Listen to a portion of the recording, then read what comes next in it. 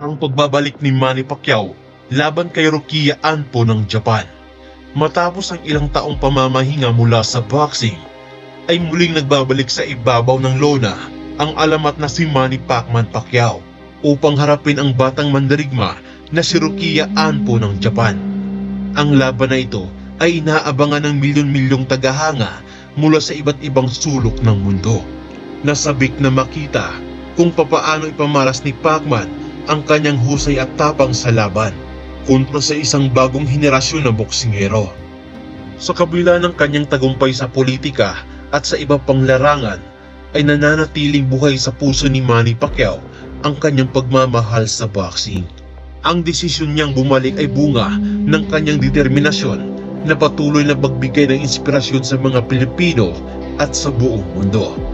Bago ang laban ay sumailalim si Manny Pacquiao sa masusing pagsasanay upang tiyakin na nasa pinakamainam siyang kondisyon. Kasama ang kanyang team ay nagsanay ito ng husto sa Los Angeles, California, kung saan ay pinagtuunan niya ng pansin ang kanyang bilis, lakas at estratehiya. Sino nga ba itong si Rokia Anpo? Si Anpo ay isang batang mandirigma mula sa bansang Japan na mabilis na umakyat ang ranggo dahil sa kanyang kahangahangang record at agresibong estilo sa pagkikipaglaban.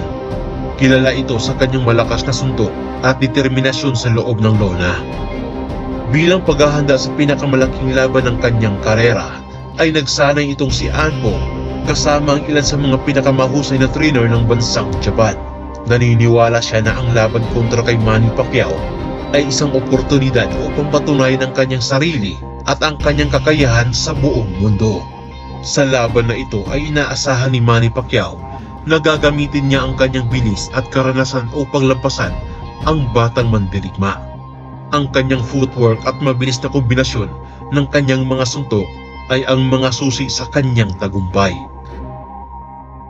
Si Rokia Anpo naman ay nakatakdang gamitin ang kanyang haba at tangkad at ang kanyang lakas at pagiging agresibo upang manatili si Manny Pacquiao sa depensa.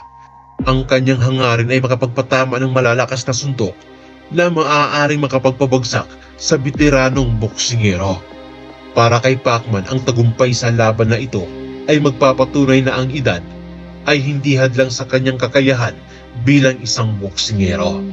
Magiging inspirasyon ito hindi lamang sa mga Pilipino, kundi sa lahat ng kanyang mga tagahanga sa buong mundo.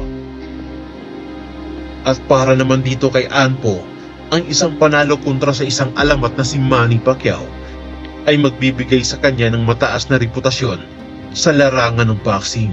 Ito rin ay magsisilbing patunay sa kanyang potensyal bilang isang nangungunang mandirigma sa makabagong henerasyon.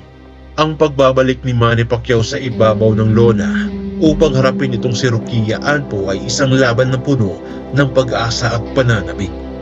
Ito ay hindi lamang pagtatagisan ng galing sa boxing, kundi isang kwento ng inspirasyon at pagpupursige. Ang laban na ito ay tiyak na magiging isa sa mga pinag-uusapang kaganapan sa kasaysayan ng boxing at mag-iiwan ito ng tatak sa puso ng mga tagahanga. 白井さん、はい、これはノンタイトル戦ではありますが、寺尾にとりましては大きな意味を持つ試合ですね。ビッグチャンスですよね。この試合をね、なんとかものにしてね、このステップバイステップじゃないですけどね、上へ行こうと、こういうのは気持ちでいるでしょうね。はい、肩を上下に動かして小刻みに動いています。黒のトランクスに黄色いライン、寺尾慎、そして白いトランクスに赤いラインが入っています。このサウスポーのファイターがマニー・パキャオです。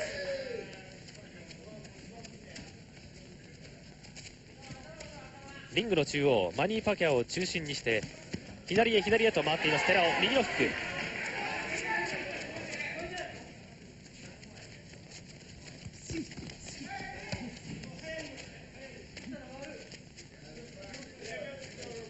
本来はどんどんと出ていくファイターという寺尾慎ですが、今日はなるべく足を使ってポイントを取って動いて相手を見ていきたい、そう話していました。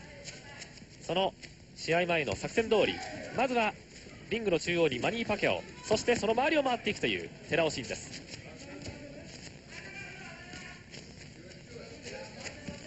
いきなり左をついていきました。サウスポースタイルのマニー・パキャオ。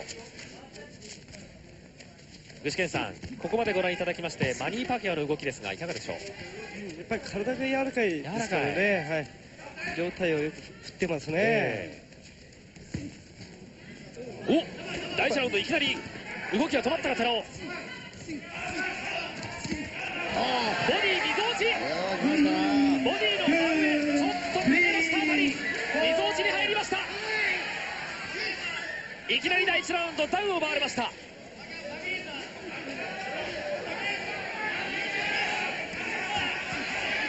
マニー・パキャオが出てきます。現役の世界ランカー、東洋太平洋の階級チャンピオン、2回目のダウンを回りました。なんか足に来てますね。痙攣を起こしたんじゃないかな。足大きく深呼吸をしました。レフェリーの阿部和夫が相手の寺尾の目をじっと見てからこの試合再開。一気にいきますマニー・パキャオ。寺尾苦しい。いやもう本当に苦しいところですね、これ我慢ですね。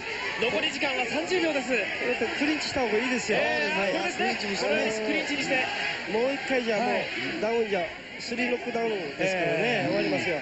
あと15秒ですね。我慢できるか寺尾、青コーナー近くに詰まっています。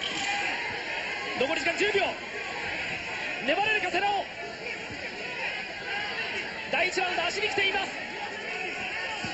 最後のやつからダウンは、いやその前にゴングか、いや試合終了、試合終了。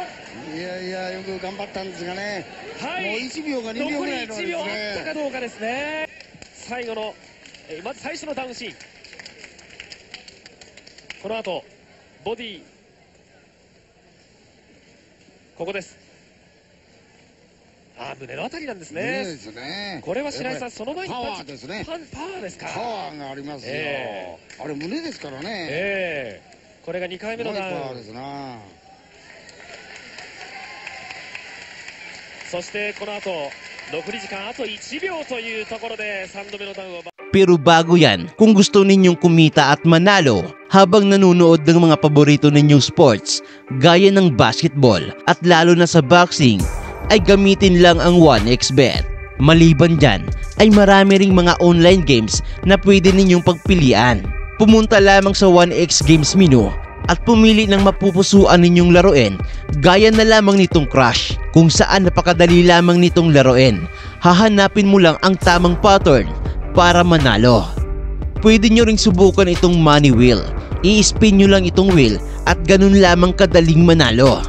Gamitin lamang ang ating promo code na BoxBeatTV para makakuha kayo ng up to 7,000 pesos na bonus sa una mong deposito. Kung magkano yung dineposit nyo, ay ganun din yung amount ng bonus na makukuha mo. I-click lang ang register button at i-save lamang ang inyong username at password.